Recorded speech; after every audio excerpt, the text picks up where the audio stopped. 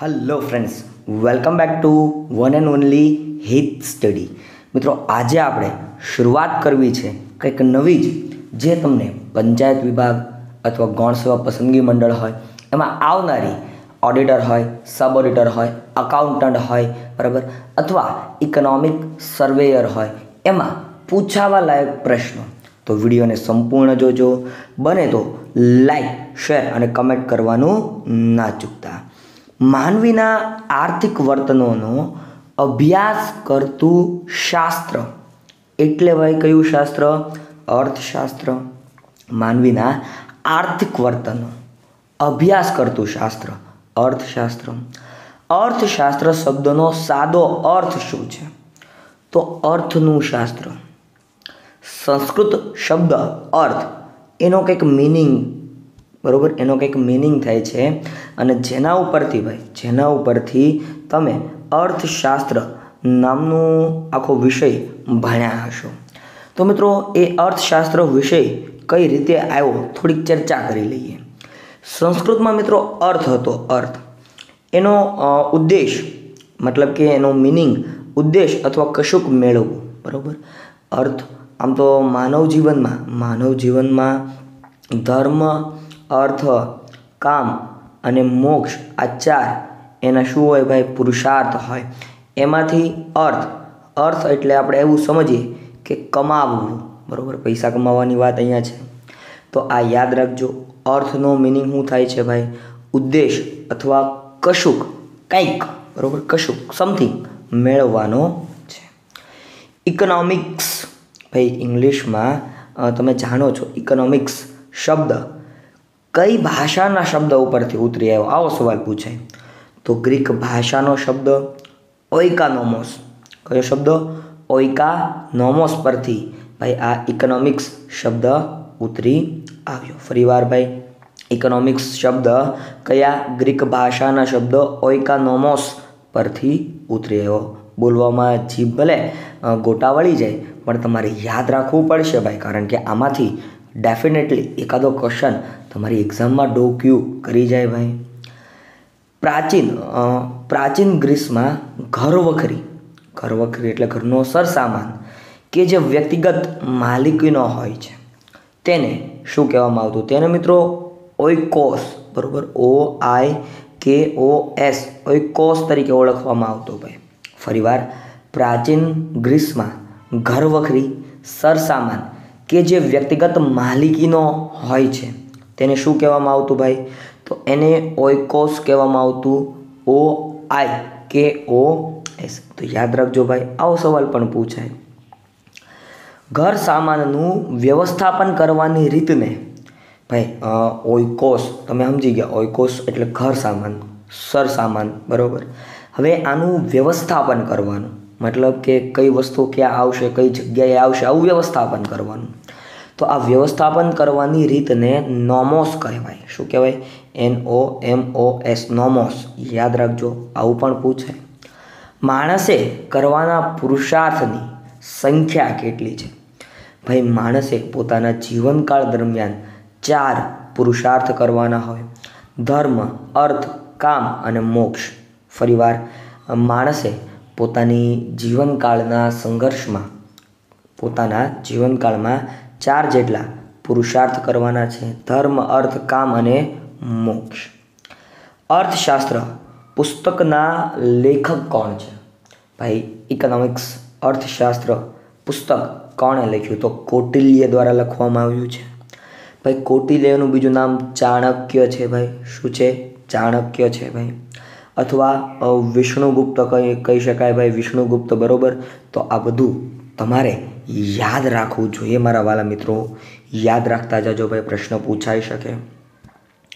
ત્યારબાદ કૌટિલ્યના મત મુજબની અર્થશાસ્ત્ર કોને કહેવાય? What is the meaning of economics? એની વ્યાખ્યા આપી છે ભાઈ। મનુષ્યની વૃત્તિ અર્થ છે, મનુષ્યના વસવાટવાળી ભૂમિ અર્થ છે, તેવી પૃથ્વીના લાભ પાલનના ઉપાયો દર્શાવતું શાસ્ત્ર એટલે અર્થશાસ્ત્ર। આવું કૌટિલ્ય કહી ગયા ભાઈ।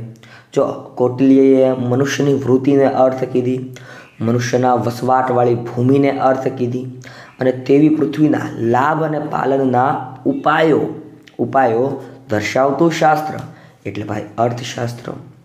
તો આ પણ યાદ રાખજો. એરિસ્ટોટલ, ભાઈ એરિસ્ટોટલ કોણ હતા? આવો ડાયરેક્ટ સવાલ પૂછાય. તો એક તત્વચિંતક હતા ભાઈ એરિસ્ટોટલ, તત્વચિંતક હતા. ઓઇકાનોમિકા પુસ્તક કોના દ્વારા લખવામાં આવ્યું? તો ભાઈ એરિસ્ટોટલ દ્વારા ઓઇકાનોમિકા નામનું પુસ્તક લખવામાં આવ્યું. ભાઈ પૂછાય, આવો સવાલ પૂછાય, ઓઇકાનોમિકા પુસ્તક નીચેનામાંથી કોનું છે?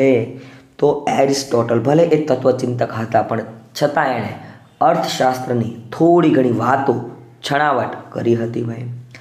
1776ની સાલવારી આવી ગઈ. એ વખતે એડમ સ્મિથ, આમ તો તમે બધા એડમ સ્મિથને ઓળખતા જ હશો ભાઈ, એમના દ્વારા એક પુસ્તક લખવામાં આવ્યું, an inquiry into the nature and causes of the wealth of nations. આ એનું બહુ લાંબુ પુસ્તકનું નામ છે. આ પુસ્તકને ટૂંકમાં વેલ્થ ઓફ નેશનના નામે ઓળખવામાં આવે છે. જે કોનું પુસ્તક છે ભાઈ? એડમ સ્મિથનું છે. Adam Smith father of economics કહેવાય ભાઈ, યાદ રાખજો. અર્થશાસ્ત્રનો સ્વતંત્ર અને વૈજ્ઞાનિક ઢબે અભ્યાસ શરૂ કરવાનું બહુમાન કોને મળેલ છે? તો ભાઈ એડમ સ્મિથને જ અર્થશાસ્ત્રનો સ્વતંત્ર અને વૈજ્ઞાનિક ઢબે અભ્યાસ શરૂ કરવાનું બહુમાન પ્રાપ્ત થયેલું છે, મળેલું છે. અર્થશાસ્ત્ર એ સંપત્તિનું શાસ્ત્ર છે, આવું કોણે કીધું? તો આવું એડમ સ્મિથ દ્વારા વાત થયેલી છે ભાઈ કે અર્થશાસ્ત્ર એ સંપત્તિનું શાસ્ત્ર છે. યાદ રાખજો ભાઈ, આ સવાલ પૂછાઈ શકે એવો છે ભાઈ. અર્થશાસ્ત્ર સંપત્તિનું શાસ્ત્ર છે. કોણે અર્થશાસ્ત્રને સામાજિક વિજ્ઞાનનો દરજ્જો આપ્યો? એડમ સ્મિથે. એડમ સ્મિથ દ્વારા ભાઈ કેવો સામાજિક વિજ્ઞાનનો દરજ્જો આપ્યો? એડમ સ્મિથનું પુસ્તક વેલ્થ ઓફ નેશન્સ છે ભાઈ, વેલ્થ ઓફ નેશન્સ છે. 1890ની સાલવારી આવી ગઈ. પ્રોફેસર આલ્ફ્રેડ માર્શલ આવી ગયા. પ્રિન્સિપલ્સ ઓફ ઇકોનોમિક્સ પુસ્તક લખવામાં આવ્યું છે. પ્રિન્સિપલ્સ ઓફ ઇકોનોમિક્સ પુસ્તક 1890, પ્રોફેસર આલ્ફ્રેડ માર્શલ.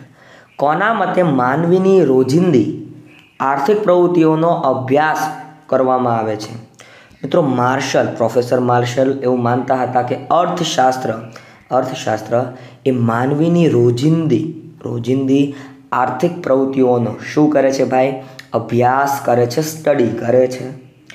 1931ની સાલવારી આવી ગઈ. લાયોનલ રોબિન્સ આવ્યા, અર્થશાસ્ત્રી છે ભાઈ. એનું પુસ્તક છે nature and significance of economics. યાદ રાખજો ભાઈ, nature and significance of economics. એમના દ્વારા અર્થશાસ્ત્રને કંઈક રજૂ કરવામાં આવ્યું. રોબિન્સ અર્થશાસ્ત્રને વાસ્તવલક્ષી વિજ્ઞાન કીધું. કેવું કીધું ભાઈ? વાસ્તવલક્ષી વિજ્ઞાન. ત્યારબાદ માણસ પોતાની જરૂરિયાતોને સંતોષવાના હેતુસર વસ્તુઓ અને સેવાઓના વિનિમય માટે આવક મેળવવાની કે ખર્ચ કરવાની જે પ્રવૃત્તિ કરે છે તેને શું કહેવાય? આર્થિક પ્રવૃત્તિ કહેવાય. જે પ્રવૃત્તિનો ઉદ્દેશ મોટિવ આવક મેળવવા, ખર્ચ કરવાનો અને વિનિમયનો નથી, તે સિવાયનો છે, તે પ્રવૃત્તિને બિનઆર્થિક પ્રવૃત્તિ કહેવાય ભાઈ. Economic activity and non economic activity both are given here. અર્થશાસ્ત્રના અભ્યાસ અને વિશ્લેષણના ક્ષેત્રની રીતે કેટલા ભાગ પડે છે? તો 2 ભાગ પડે છે ભાઈ. અર્થશાસ્ત્રના અભ્યાસ અને એના વિશ્લેષણની ચર્ચા કરીએ તો એના આધારે 2 ભાગ પડે છે. કયા?